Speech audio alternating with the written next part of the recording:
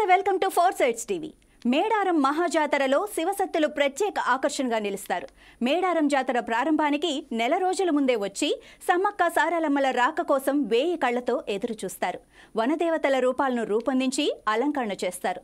అనంతరం తల్లుల రూపం దాల్చి కనువిందు చేస్తారు. శివసత్తుల వనదేవతలను ఏ విధంగా పూజిస్తారు, అమ్మవార్లు ఎలా వారిని ఆవహిస్తారు అనేది వారి మాటల్లోనే తెలుసుకుందాం. ఆసియాఖండంలోనే అతిపెద్ద గిరిజన జాతర మేడారం సమ్మక్క సారలమ్మ జాతర. ఈ జాతర ఫిబ్రవరి 21 నుండి 24 వరకు అంగరంగ వైభవంగా కొనసాగుతుంది. ఫిబ్రవరి 21 నాడు కన్నెపల్లి నుండి సారలమ్మను తీసుకొస్తారు ఆదివాసీ పూజారులు. 22 సాయంత్రం చిలకలగుట్ట నుంచి సమ్మక్కను తీసుకొస్తారు. సో అదే 21 రోజునానే ఇటు గోవిందరాజులు అటు పగిడిరాజులు ఇది ముగ్గురిని ఒకరు తీసుకొస్తారు. చిలకమ్మ గుట్ట నుంచి మాత్రం సమ్మక్కను తీసుకొస్తారు. ఈ 4 రోజులు అంగరంగ వైభవంగా జరిగే ఈ జాతరకు 1,50,00,000 భక్తులు వస్తారని అధికారులు అంచనా వేసింది. మనం ప్రస్తుతం మేడారం పరిసర ప్రాంతాల్లో ఉన్న గుడారాలు వేసుకొని దేవతల భక్తుల కోసం వచ్చిన వాళ్ళ కోసం మనం ఉన్నాము. మనతోటి కొంతమంది భక్తులను వాళ్ళు అడిగే ప్రయత్నం చేద్దాం. వాళ్ళు ఎప్పుడు వచ్చారు, అసలు వాళ్ళు రావడానికి కారణం ఏంటి, వాళ్ళు ఇక్కడ నుండి ఆ తల్లికి ఎటువంటి నైవేద్యం ఇవ్వడం జరుగుతుంది, వాళ్ళు పెట్టిన నైవేద్యం ఏంటి అసలు తెలుసుకునే ప్రయత్నం చేద్దాం. చెప్పండి, మీరు ఎక్కడి నుంచి వచ్చారు, అసలు మీ ప్రత్యేకత ఏంటి? అంటే ఈ మేడారం జాతర కనబడగానే శివసత్తులే చాలా మంది కనబడతారు. సో ఎందుకంటే మేడారం జాతర అంటేనే శివసత్తుల జాతర అని ఒక పేరుగా వచ్చింది. కానీ రాను రాను మీరు అంటే మీలో కొంచెం మీ కమ్యూనిటీ పరంగా అంటే మీ యూనిటీ పరంగా తగ్గడం జరిగింది. సో ఎందుకు ఆ లోపం ఏంటి, అసలు అది జరగడానికి కారణం ఏంటి? నమస్తే అండి, నా పేరు ఆశ. మేమందరం కూడా ట్రాన్స్జెండర్స్మి. మేము కరీంనగర్ నుంచి వచ్చాము. అసలు యాక్చువల్గా మాఘశుద్ధ పౌర్ణమి రోజున ట్రాన్స్జెండర్స్ అందరూ కూడా మేడారం జాతరకే వస్తారు. ఎందుకంటే సమ్మక్క సారలమ్మ జాతర ఆ రోజు చూస్తాం కాబట్టి కన్నుల విందుగా కన్నుల పండుగ జరుపుకుంటాం. ఎందుకనంటే మాకు పుట్టినప్పటి నుంచి ఏ లోపంతో మేము ఇట్లా ట్రాన్స్జెండర్ అయిపోయింది భగవంతుని ఆశీర్వాదంగానే మేము భావిస్తాము. కానీ ఇక్కడికి వచ్చిన తర్వాత మమ్మల్ని ప్రజలందరూ కూడా అంటే సాధారణ జనాలందరూ కూడా మమ్మల్ని ఒక అమ్మవారిలాగానే పూజిస్తారు. ఇక్కడికి వచ్చే ఒక నెల రోజుల ముందే మేము అన్ని ప్రిపేర్ అవుతాము. అంటే బియ్యాలు కట్టుకోవడము, ఇక్కడికి వచ్చే ముందు మా డ్రెస్అప్ అయిన అంటే కొంతమంది మాలో వేషధారణ కూడా అమ్మవార్ల వేషధారణే ఉంటుంది, అది కూడా మేము చేస్తాము. అలాగే భక్తులందరూ కూడా మమ్మల్ని అమ్మవారిలాగా పూజించడమే కాకుండా పక్క వాళ్ళు చుట్టుపక్కల వాళ్ళు కూడా మమ్మల్ని పిలిచి మాకు బియ్యాలు పోయడము, పసుపు బొట్టు పూలు కంకణాలు కట్టి మమ్మల్ని దేవతలాగా ఆరాధిస్తారు వారు. అది మాకు చాలా సంతోషకరమైన విషయము. ఈ ఒక తెలంగాణ రాష్ట్రంలోనే కాదు పక్క రాష్ట్రాల్లో నుంచి కూడా చాలామంది ట్రాన్స్జెండర్స్ వస్తారు. అలాగే సాధారణమైన జనాలు కూడా సాధారణమైన పబ్లిక్ కూడా వస్తారు. ఈ తెలంగాణ స్టేట్ లెవెల్లోనే ఇది ఆసియా ఖండంలోనే అతిపెద్ద జాతర అయిన ఈ జాతరను జరుపుకోవడానికి ఈ స్టేట్ వాళ్ళే కాదు పక్క రాష్ట్రాల నుంచి కూడా వస్తారు. అలాగే మీరు ఇండియన్ కరెన్సీ కాదు పక్క అదర్ కంట్రీస్ నుంచి కూడా మీరు ఆ కరెన్సీ చూడొచ్చు. అమ్మవారికి వేసే కానుకలు అలా ఉంటాయి. ఒకటండి, ఇప్పుడు మీరు చెప్పారు అంటే మీరు నెల రోజుల ముందు చెల్లి మేము ప్రిపేర్ అవుతాము ఇక్కడ రావడం జరుగుతుంది అంటే మీరు కాకుండా కొంతమంది మీకు అంటే మీ కరీంనగర్ నుంచి వచ్చారంటారు కదా, ఇప్పుడు వరంగల్ కానీ ఖమ్మం అంటే తెలంగాణ రాష్ట్రం చెల్లి చాలా మంది వస్తుంటారు. మొత్తం ఎంతమంది ఉన్నారు మీరు ఇక్కడ? అంటే ఓన్లీ ట్రాన్స్జెండర్ పరంగా శివశక్తుల పరంగా చాలామంది ఉంటారు. తెలంగాణ స్టేట్ లెవెల్లో 7,000 మెంబర్స్ వరకు ఉంటారు. ప్రతి ఒక్కరు వస్తారు. అంటే మేము అంత సంఖ్య అంత పర్టికులర్గా చెప్పలేము. బట్ ఏంటంటే అదర్ స్టేట్ నుంచి కూడా వస్తారు కదా, వాళ్ళని మనం అంచనా వేయలేనంత భక్తజనంతో కూడుకున్న జాతర ఇది. మీరు ఒక మాట అని చెప్పారు అంటే మేము జన్మించిన తర్వాత అటువంటి సంకేతాలతో మీరు జన్మించండి, అది మాకు దైవ రూపం అని చెప్పి మీరు అన్నారు. అయితే ఈ దైవ రూపం ఉన్నప్పుడు మీరు ఇటు చిలకలగుట్ట కానీ ఇటు కన్నెపల్లి కానీ మీరు వెళ్ళేటప్పుడు కొంచెం ఆదివాసీ పూజలు మేము అడ్డుకునే ప్రయత్నం కూడా చేస్తున్నారు. ఎందుకన్నట్టు? అంటే రష్యన్ బట్టి చేస్తారండి. అంటే ప్రత్యేకించి మమ్మల్ని అడ్డుకోవడం కాదు, సాధారణమైన జనాలను కూడా అడ్డుకుంటారు. ఎందుకనంటే అమ్మవారు వచ్చే టైంలో శివశక్తుల పూనకాలు వాటి వల్ల తొక్కిసలాటలు జరిగి ప్రాణాలు పోయే ప్రమాదం ఉంది కాబట్టి వాళ్ళు అడ్డుకోవడం చేస్తారు. అది మమ్మల్ని ఎస్పెషల్గాని కాదు, ప్రతి ఒక్కరిని కూడా వాళ్ళు అడ్డుకుంటారు. మేడారం మహాజాతర వస్తే మీరు అన్నట్టు శివశక్తులందరూ దేవతలు భావిస్తూనే ఉంటారు. మరి చిలకలగుట్ట నుంచి వెళ్ళి తల్లిని తీసుకొచ్చే ముందు మీరు స్వాగతం పలుకుతారు కదా, ఆ స్వాగతం పలకడానికి ముఖ్య కారణం ఏంటి? అంటే మీరే ముందు ఎందుకుంటారు? ఎందుకు అనంటే నేను ముందే చెప్పాను, పుట్టకతోటే మేము ఇలా పుట్టాము, కొంచెం పాజిటివ్ ఎనర్జీ మాలో ఉంటుంది అని ప్రతి ఒక్కరి విశ్వాసము. అదేవిధంగా మా విశ్వాసం కూడా మేము నమ్మేది కూడా అదే. ఎందుకంటే మేము ఎక్కువ పూజలని భక్తి ఆచరణలోనే మేము ఉండడం జరుగుతుంది. మాకు కొంచెం పాజిటివ్ ఎనర్జీ లాగా ఉంటుంది. మాకు పూనకాలు వస్తాయి, అమ్మవారిని చెప్తాము. కొంతమంది అయితే కాలజ్ఞానాన్ని కూడా చెప్తారు. ఇవన్నీ కూడా సాధారణమైన జనాలు చూస్తున్నారు, తెలుసుకుంటున్నారు కాబట్టి మేము దాంట్లో ముందుంటాము. ఒకటి మీరు ఉన్నారు కదా, మీరు ఎన్ని రోజులు అవుతుంది? ఇక్కడికి మేము వారం రోజుల ముందే వస్తాము. వారం ముందు వచ్చారని చెప్పిన మీరు చూసుకోవచ్చు. మనం రిజల్ట్స్ చూపిద్దాము. ఇక్కడ ఇవన్నీ పెట్టారు కదా, అంటే అవునండి. తల్లిలో రూపం పెట్టారు మీరు. అవును. అంటే పసుపు కుంకుమ బెల్లం పెట్టి రూపం పెట్టారు. ఈ రూపం ఇక్కడ ప్రతిష్ఠించారు. అంటే మనం ఏం చేస్తామంటే మీరు వచ్చిన వాళ్ళని ఖచ్చితంగా గద్దె దగ్గర వెళ్ళేసి ముక్కులు నేర్పించుకుంటారు. అవును. కానీ మీరు ఉన్న ప్రదేశాలనే ఆ తల్లికి ఒక నిర్మాణం చేపట్టారు. అవును. దాని ప్రత్యేకత ఏంటి సార్? ప్రత్యేకత అంటూ ఏంటంటే ఇప్పుడు మేము ఇక్కడ దేవుని చేసుకుంటున్నాము.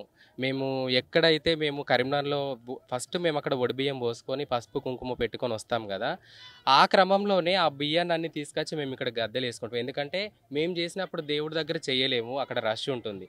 సో ఇక్కడ గద్దెలు వేసుకొని ఇక్కడే అమ్మవారు ఉంది అని భక్తి నమ్మకాలతో మేము అక్కడ ఒడిబియ్యాలు అన్నీ పెట్టేసి మాతో తీసుకొచ్చిన వస్తువులు అన్నీ పెట్టేసి అమ్మవారిని ఇక్కడే చేసుకుంటాము. ఎక్కడైనా అమ్మవారే కదండి, మీకు తెలుసు. ఓకే అండి. తల్లులకు పసుపు కుంకుమ చీర సారె బెల్లం బంగారం ఈ 5 ప్రత్యేకంగా పెట్టుతాం. అసలు ఈ తల్లికి బంగారం పెట్టడానికి కారణం ఏంటి? అది అనాదిగా వచ్చేటువంటి ఆచరణ అండి. బెల్లము అంటే మనం అంటే కొంతమంది తెలియక బెల్లం అంటారు, కానీ అది ఎత్తు బంగారం అని మేము పిలుస్తాము. ప్రతి ఒక్కరు కూడా ఏదైనా మొక్కుబడి చెల్లించుకున్న తర్వాత కోరికలు నెరవేరిన తర్వాత ఆ ఎత్తు బంగారం అనేది ఇవ్వడం జరుగుతుంది. అయితే ఒక చిన్న మాట అండి సార్, ప్రతి ఒక్క భక్తులు ఆ బెల్లాన్ని బంగారం అని పిలుస్తాం, ఇంట్లో అవునండి. మేత వస్తాం. కానీ ఆ బంగారాన్ని ఆ తల్లులకు నైవేద్యంగా పెట్టడానికి కారణం ఏంటి అసలు? అది రహస్యం ఏంటి? అంటే కొంతమంది కొన్ని రకాలుగా చెప్తారు. ఆ తల్లికి అయితే నైవేద్యంగా అదే స్వీకరిస్తుంది.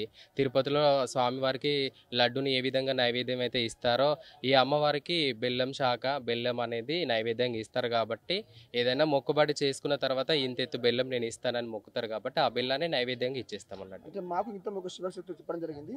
అసలు బెల్లాన్ని ఎందుకు పెట్టారంటే కాకతీయుల కాలంలో ఒక రైతు బెల్లం పంట పండిస్తాడు, చక్కెర పంట పండించడం జరిగింది. ఆ నేపథ్యంలో అప్పుడు రేటు లేకపోవడము, అతను అప్పుల పాలు కావడము, శిస్తు కట్టడానికి లేకపోవడం వల్ల ఈ తల్లులను మొక్కుకుంటే ఆ లాభం జరిగింది. ఆ లాభం పరంగానే తల్లులకు బంగారం నిలువెత్తు బంగారం తల్లి అడిగితే పెట్టాడు అని చెప్పి, అది వాస్తవమేనా? వాస్తవం అయి ఉండొచ్చు. అంటే ఒక కథనం ఒకే కథంగా చూస్తే అది ఒకటే కథలాగా ఉంటుంది. మనం 4 కోణాలుగా ఆలోచించాల్సిన విషయమే. అంటే మాకు తెలిసిన కథనం ఇది. అంటే మీకు అవును. అంటే మీరు చెప్పిన 4 దిక్కులు ఉంటాయి, ఒక దిక్కు నా దగ్గర వచ్చింది, మీ దగ్గర ఉన్న దాంట్లో ఏదైనా ఒక సమాధానం అదే చెప్పాను కదండి, అంతే, వేరేం లేదు. అంతే. సో ఒకటండి, ఇప్పుడు పసుపు కుంకుమ ఖచ్చితంగా పెట్టడానికి కారణం ఏంటి? అంటే తల్లి దొరికింది కుంకుమ పని రూపంలో దొరికింది కాబట్టి అట్లా పసుపు కుంకుమ అవన్నీ అట్లా వస్తుంది కాబట్టి అదే విధంగా అమ్మవాళ్ళని పూజించడం జరుగుతుంది. మాకు తెలిసిన కథాంశం ప్రకారం. మేడారం మహాజాతర సుమారు 15 కిలోమీటర్ల దూరం మొత్తం భక్తులు ఉంటారు. ఎక్కడ చూసినా ఒక 10% మీరే కనబడతారు శివశక్తులు. సో శివశక్తుల ప్రత్యేకత ఏంటి ఈ మేడారం జాతరలో? మీ ప్రత్యేకత ఉంది. చెప్పాను కదా, మాలో పాజిటివ్ వైబ్రేషన్ అనేది అది ఉంటుంది. కాదండి, అది ఓకే. అంటే మీరు ఇక్కడ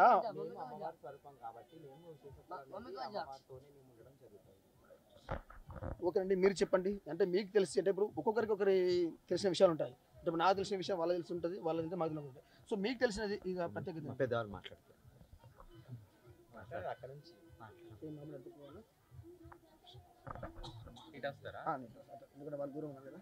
మనతోటి మరో భక్తురాలు ఉంది, వాళ్ళు అడిగే ప్రయత్నం చేద్దాం. శివశక్తుల విశ్వరూపం ఏంటి, వాళ్ళ మహిమలు ఏంటి, ఆ తల్లుల మహిమలకు వీళ్ళ ప్రతిరూపం ఏంటి తెలుసుకుందాం. చెప్పండి. అంటే ప్రతి ఒక్కరు ఎక్కడ వెళ్ళినా మిమ్మల్ని ముందు పెడతారు, ఏమైనా నూతన గృహప్రవేశం చేసినా కూడా మిమ్మల్ని ఆహ్వానిస్తారు, ఏ శుభాకారం ఉన్నా మిమ్మల్ని ఆహ్వానిస్తారు. అంటే మీరు అడుగు పెడితే వాళ్ళని శుభం చేసే ఒకటి ఏంటంటే ఫస్ట్ ఆఫ్ ఆల్ చెప్పాల్సింది ఏంటంటే పురాతన కాలం నుండి ఇజ్రాస్ అంటే శుభానికి గుర్తు. ఏ గృహప్రవేశమైనా ఏ ఒక్క మంచి ఈవెంట్ అయినా ఇజ్రాలు వెళ్ళాలి, వాళ్ళకి ఆశీర్వదించాలి. అది ఆ ఆనవాయితీ అనేది పురాతన కాలం నుండి వచ్చిన ఆనవాయితీ, అది ఇప్పటికీ కొనసాగుతుంది. అంటే ఇంకో మాట అండి, అంటే నేను అడగాలన్నా లేదా కొంతమంది మీరున్నారు ఇజ్రాయిల్, కొంతమంది శివశక్తుల రూపంలో వస్తారు, అంటే దేవుని రూపంలో వస్తారు. మరి కొంతమంది వచ్చేసి ఇక్కడ అంటే వేరే వాళ్ళ విధంగా చేసుకుంటారు, డబ్బులు తీసుకోవడానికి వస్తారని చెప్పి ఒక రూమర్ స్టార్ట్ అయింది. అది ఎంతవరకు నిజమంటారు? అట్లా చాలా వరకు అయితే అట్లా ఉండరు, కొంతవరకు అట్లా ఉంటారు. అంటే వేరే వేషం వేసుకొని అమ్మవారి పేరు చెప్పుకొని అడుకునే వాళ్ళు ఉంటారు. కొందరు స్వయంగా అమ్మవారి దీక్షలో ఉండి అమ్మవారు వచ్చే వాళ్ళు కూడా కొందరు ఉంటారు. ఇప్పుడు అమ్మవారి దీక్ష పరంగా మీరు రేపు ఈ 15 రోజులు ఉంటారన్నారు కదా, ఈ 15 రోజులు మరి ఏ రోజు ఏ కార్యక్రమం చేపడతారు? ఒకరోజు అంటే ఇక రోజుకు ఒక్కొక్క రోజు అమ్మవారు వస్తుంది, సమ్మక్క వస్తుంది, సారాలక్క వస్తుంది, తర్వాత పైడిద్దరాజు, నాగమ్మ, ఒక్కొక్క రోజు ఈవెంట్ని బట్టి ఒక్కొక్క పూజ మేము అందిస్తుంటాం. ఓకేనండి. ఇప్పుడు సమ్మక్క సారలమ్మ ఇద్దరు తల్లి బిడ్డలు, నాగులమ్మ సమ్మక్క ఏమవుతుంది అసలు? కూతురు కాదని కొంతమంది చెప్తున్నారు. లేదు, అది కాకతీయ రాజులకు ముందు నుండి కూడా సమ్మక్కకు 2 బిడ్డలనే తెలుసు, ఒక కొడుకనే తెలుసు. అదే ఆచారం ఇప్పటి నుంచి అందరూ అదే అనుకుంటాం మేము. క్రీస్తు శకం 1820 ముందు అదే కాకతీయ కాలం నాడు అంటే పగిడిద రాజును వివాహం జరిగిన తర్వాత సారలమ్మ 1800 కదా, 1156 అనుకుంటా. లేదు, వివాహం చేసింది. సో ఇది జరిగిన తర్వాత నాగులమ్మ వచ్చేసి సమ్మక్కకు చెల్లి అంటారు. అవును. సమ్మక్కకు నాగులమ్మ చెల్లి అంటారు, కానీ మీరు కూతురు అంటున్నారు. అసలు చెల్లేనా కూతురు? అంటే మీకు తెలిసి, అంటే మీకు గతంలో మీరు చెప్తూనే ఉంటారు కదా, సమ్మక్క కూతురే, సమ్మక్కకు ఇద్దరు కూతుర్లే. నాగులమ్మ కూతురు కాకుండా చెల్లి అని చెప్పి వాళ్ళ వంశస్థులు అంటున్నారు. లేదు మరి అదైతే ఇంతవరకు అయితే మాకు తెలియదు. ఆ ఆచారమే ఇంతవరకు మేము అదే ఫాలో అవుతున్నాం మేము. మహామేడా జాతరలో పద్ధతిగా గుర్తుకొచ్చేది సమ్మక్క సారలమ్మ, పగడిరాజు, గోవిందరాజు. అయితే మందరి తెలిసిన విషయం మాత్రం సమ్మక్కకు నాగులమ్మ చెల్లెగా భావిస్తున్నారు కొంతమంది కూతురుగా భావిస్తున్నారు. అసలు ఏంటి ఎవరికి అందించిన పరిస్థితి? అసలు చూస్తా కూడా హిస్టరీ ప్రకారం కూడా చూస్తా కూడా నాగులమ్మ కూతురుగానే చెప్పుకొస్తుంటారు. కానీ మేము వాళ్ళ వంశానికి చెందిన కొంతమంది మేము వెళ్ళడం జరిగింది. వాళ్ళు ఏమంటున్నారంటే సమ్మక్క నాగులమ్మ అక్క చెల్లెలు అవుతారు అని చెప్పి చెప్పడం జరిగింది. అంటే మీకు దైవ రూపం ఉంది కాబట్టి ఆ రూపంలో మీరు ఉన్నప్పుడు ఎంతో కొంత మీకు తెలిసి ఉంటారు నేపథ్యంలో మేము అడగడం జరుగుతుంది. మేము ఎందుకంటే మా దాంట్లో చాలా మందికి అమ్మవారు కూడా వస్తుంది మాకు. మేము అమ్మవారిని మేము తలుచుకుంటున్నప్పుడు కూడా సమ్మక్క కూతురు నాగులమ్మని చదువుతాం మేము. మాకు సో అదే తెలుసు మాకు. మీరు ఆ చదివే కాకుండా మీకు తెలిసిన వాళ్ళు, పురాతనం తెలిసిన వాళ్ళు ఏమైనా ఎప్పుడైనా అడగారా మీరు? లేదండి, మేము మాకు ఇలానే తెలుసు. ఇక హిస్టరీ కూడా చెప్తుంది అట్లనే, కొన్ని దశాబ్దాల నుండి కూడా అలానే కూతురనే మాకు తెలుసు. అయితే బాహ్య ప్రపంచానికి కూతురు చెప్పారు. మేము కూడా అంటే గతంలో ఎన్నో మీడియాలు వచ్చాయి, ఎన్నో జరిగాయి, మేము కూడా అదే అనుకున్నాము. కానీ గత 20 రోజుల క్రితము ఈ వంశానికి చెందిన వద్ద మీకు కొంచెం వెళ్ళడం జరిగింది. ఆడికి వెళ్ళిన తర్వాత తెలిసింది మాకు సమ్మక్కను నాగులమ్మ అక్క చెల్లెలు అవుతారు. లేదు, it was rumour I think, నేను అనుకుంటున్నది. ఎందుకంటే వాళ్ళ వంశానికి చెందిన వాళ్ళు చెప్పారు మాకు. అవునా, మేబీ కావచ్చు. మరి వాళ్ళు డైరెక్ట్ చెప్పడం జరిగింది, మీరు తప్పు చేస్తున్నారు, మీడియా అనేది శోధించి సాధించాలి, కానీ మీకు తెలిసింది రాయకండి, అది ఆమె కూతురు కాదు చెల్లి అవుతుంది, అక్క అవుతుంది, చెల్లి కూడా కాదు అక్క అవుతుంది అని చెప్పడం జరిగింది. అంటే వాళ్ళు వేరే మాట చెప్పారు. సరే ఏంటంటే సరే కావచ్చు, వాళ్ళు ఇంకేమైనా వాళ్ళకు తెలిసిన ఏమన్నా వాళ్ళు తెలుసుకున్నారు కావచ్చు ఇప్పుడు ఈ మధ్యలో. మరి కూతురు కాదు చెల్లి అవుతుందని ఈ మధ్య తెలుసుకున్నారు కాబట్టి ఇప్పుడు చెప్తున్నారు కావచ్చు. కానీ ఇది పురాతన నుండి మాత్రం సమ్మక్కకు నాగులమ్మ కూతురే అని తెలుసు మాకు. మహామేడారం జాతర ప్రత్యేకత చూస్తే మాత్రం శివభక్తులు, శివశక్తులు లేనిది ఏ జాతర లేదు. ముఖ్యంగా మేడారం మహాజాతరకు వచ్చే మాత్రం వీరందరూ ఖచ్చితంగా ముందు వేములవాడ రాజాన్ని దర్శించుకుంటారు. అసలు రాజాన్ని దర్శించడం కారణం ఏంటి? ఫస్ట్ అక్కడికి వెళ్ళిన తర్వాత ఇక్కడికి వస్తారు. అక్కడికి ఎందుకు వెళ్ళాలి? ఎందుకు వెళ్ళాలంటే పర్టికులర్ కారణం అయితే లేదు. కాకపోతే తండ్రి దగ్గరికి వెళ్ళిన తర్వాతనే బిడ్డ దగ్గరికి రావాలని ఒక చిన్న అది. సో ఆ ఆచారాన్ని అట్లనే ఫాలో అవుతున్నాం అన్నట్టు. ఖచ్చితంగా వెళ్ళాలని అయితే అట్లా ఏం లేదు. మన వాళ్ళు వెళ్ళారు కదా, మా అమ్మ నాన్న, మా తాతయ్య వాళ్ళు, తర్వాత మేము. అంటే ఇంకోటి అండి, అంటే మనం కూడా భక్తులమే. ఆ తల్లికి ఎవరైనా భక్తులు కిందకి వస్తారు. ఎక్కడికైనా వెళ్ళాలంటే మామూలుగా ఎవరికైనా చిన్న ప్రాబ్లం వస్తే మీలాంటి దేవశక్తులు వెళ్ళినప్పుడు వాళ్ళు చెప్పడం చెప్తారు, అంటే పూర్వక రూపంలో చెప్పడం జరుగుతుంది. మీరు సమ్మక్క దగ్గరికి వచ్చారు, మీరు వేములవాడ రాజాన్ని దర్శించుకోవాలంటే తండ్రికి దర్శించుకోకుండా ఇక్కడికి వచ్చారు కాబట్టి మీ ఇంట్లో ఇలా జరుగుతుందని చెప్తారు. అది నిజమంటారా? మీరు చెప్పారు కదా, ఒక్కొక్కరు ఒక్కొక్క వాళ్ళ పద్ధతులను బట్టి. మేమైతే అంటే శివశక్తులు చెప్పలేదు, ఎవరు చెప్పలేదు. మా నాన్న వాళ్ళు వెళ్ళారు, ఫస్ట్ అక్కడ దర్శనం అయిపోయింది, తర్వాత ఇక్కడికి వస్తారు. అంటే తండ్రి దగ్గరికి వెళ్ళిన తర్వాత బిడ్డ దగ్గరికి రావాలి అని ఒక ఆనవాయితీ. ఏదేమైనా అంటే మన సాంప్రదాయపరంగా మన తాతల ముత్తాల్లో చెప్పడం జరిగింది, ఎక్కడైనా సరే ఫస్ట్ తండ్రిని దర్శించుకుందాం, దాని తర్వాత కూతుర్ల దగ్గరికి కుమారులకు రావడం జరుగుతుంది. ఇదే సాంప్రదాయం కొనసాగుతుంది. కానీ ఖచ్చితంగా వేములవాడ రాజును దర్శించుకున్న తర్వాతనే మేడారం వనదేవతను దర్శించుకుని రూతం లేదని చెప్పి అంటూ చెప్తున్నారు. ఏదేమైనా మాత్రం మేడారం మహాజాతరలో ప్రత్యేకత చూపించేది మాత్రం వీరే. ఈ రోజు వీళ్ళు మామూలుగా ఉన్నారు, మరో 2-3 గంటల్లో వీళ్ళ కొత్త రూపం కనబడుతుంది. ఆ రూపాన్ని కూడా మనం చూపించే ప్రయత్నం చేద్దాం. ఎందుకంటే మేడారం వనదేవతలు అంటే చిలకల గుట్ట నుంచి తల్లిని తెచ్చేటప్పుడు ఆ తల్లి రూపాన్ని మనం చూడలేం, కానీ ఆ రూపం మొత్తం వీళ్ళ కళ్ళలో ఉంటుంది, వీళ్ళ ముఖాల్లో ఉంటుంది. ఆ ఛాయాచిత్రాన్ని చూపించే ప్రయత్నం చేస్తుంది ఫోర్సెస్ టీవీ.